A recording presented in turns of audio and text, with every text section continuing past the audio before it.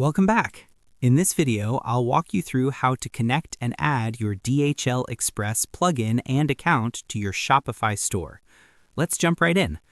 To begin, make sure you're already logged into your Shopify account as an administrator. What we need to access first is the Shopify App Store. There are two ways to get there. The first way is to click on the search bar at the top and type Apps, then select Shopify App Store from the results. The second option is to click Apps from the left-hand menu and then choose Shopify App Store. Once you're in the App Store, you'll see a page filled with compatible apps and tools for Shopify. Since we're looking for DHL, click on the search bar again, type DHL, and press Enter. You'll notice several DHL-related apps appear.